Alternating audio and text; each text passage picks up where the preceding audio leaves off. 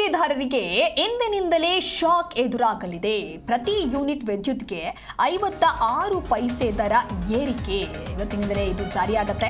ದರ ಏರಿಸಿದ್ದ ಕರ್ನಾಟಕ ವಿದ್ಯುತ್ ಶಕ್ತಿ ನಿಯಂತ್ರಣ ಆಯೋಗ ಬೆಸ್ಕಾಂ ವ್ಯಾಪ್ತಿಯಲ್ಲಿ ಇವತ್ತಿನಿಂದಲೇ ಈ ಪರಿಷ್ಕೃತ ದರ ಏನಿದೆ ಅದು ಜಾರಿಯಾಗಲಿದೆ. ಬೆಸ್ಕಾಂ ವ್ಯಾಪ್ತಿಯಲ್ಲಿ ಬೆಂಗಳೂರು ಸೇರಿದಂತೆ ಸುತ್ತಲಿನ 8 ಜಿಲ್ಲೆಗಳಿಗೆ 2,000 ಕೋಟಿ ರೂಪಾಯಿ ನಷ್ಟ ಏನಾಗಿದೆ ಅದನ್ನ ಸರಿದೂಗಿಸೋದಕ್ಕೆ ದರ ಏರಿಕೆ ಮಾಡೋದಕ್ಕೆ ಈಗ ಕೆಇಆರ್ಸಿ ಅಸ್ತು ಅಂತ ಹೇಳಿದೆ. ಎಲ್ಲಾ ವರ್ಗದ ವಿದ್ಯುತ್ ಬಳಕೆ ಮಾಡುವಂತಹ ಗ್ರಾಹಕರಿಗೆ ಇದೀಗ ಹೊಸ ದರ ಅನ್ವಯ ಆಗುತ್ತೆ. ಅದರಲ್ಲೂ ಕೂಡ ಆ ಪರಿಷ್ಕೃತ ದರ ಇವತ್ತಿನಿಂದಲೇ ಜಾರಿ ಆಗಲಿದೆ ಅನ್ನುವಂತಹ ಮಾಹಿತಿ ಲಭ್ಯವಾಗ್ತಾ ಇದೆ. ಇವತ್ತಿನಿಂದ ಮೀಟರ್ ರೀಡಿಂಗ್ ನಲ್ಲಿ ಹೊಸ ದರ ಶುರುವಾಗಲಿದೆ.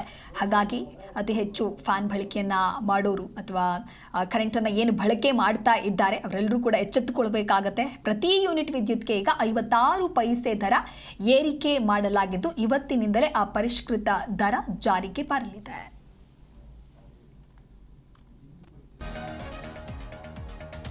ಒಂದು ಕಡೆ ವಿದ್ಯುತ್ ಬಳಕೆದಾರರಿಗೆ ಇದು ಶಾಕಿಂಗ್ ನ್ಯೂಸ್ ಆದರೆ ಇನ್ನೊಂದು ಕಡೆ ಬೆಳಗ್ಗೆಯೂ ಕೂಡ ಅಂದರೆ ಕಮರ್ಷಿಯಲ್ ಗ್ಯಾಸನ್ನು ಏನು ಯೂಸ್ ಮಾಡ್ತಾರೆ ಅವರಿಗೂ ಕೂಡ ದರ ಏರಿಕೆ ಆಗಿದೆ ಅನ್ನುವಂಥ ಒಂದು ಶಾಕಿಂಗ್ ನ್ಯೂಸ್ ಹೊರಬಂದಿತ್ತು.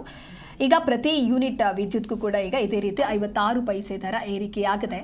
ಇದೇ ರೀತಿ ಎಲ್ಲ ಬೆಲೆಯೂ ಕೂಡ ಇನ್ಕ್ರೀಸ್ ಆದರೆ ನಾವು ಬದುಕೋದು ಹೇಗೆ, ಜೀವನವನ್ನು ನಡೆಸೋದು ಹೇಗೆ ಅಂಥೇಳಿ ಇನ್ನೊಂದು ಕಡೆ ಜನರು ಪ್ರಶ್ನೆಯನ್ನು ಮಾಡ್ತಾ ಇದ್ದಾರೆ. ಆ ಪ್ರಶ್ನೆಗಳ ನಡುವೆನೇ ದಿನೇ ಇದೇ ರೀತಿಯಾದಂತಹ ಬೆಲೆ ಏರಿಕೆಯ ಸದ್ದು ಕೇಳಿಬರ್ತಾ ಇದೆ. ಈಗ ಬೆಸ್ಕಾಂ ವ್ಯಾಪ್ತಿಯಲ್ಲಿ ಇವತ್ತಿನಿಂದಲೇ ಈ ಒಂದು ಪರಿಷ್ಕೃತದ ದರ ಕೂಡ ಜಾರಿಗೆ ಬರುತ್ತೆ.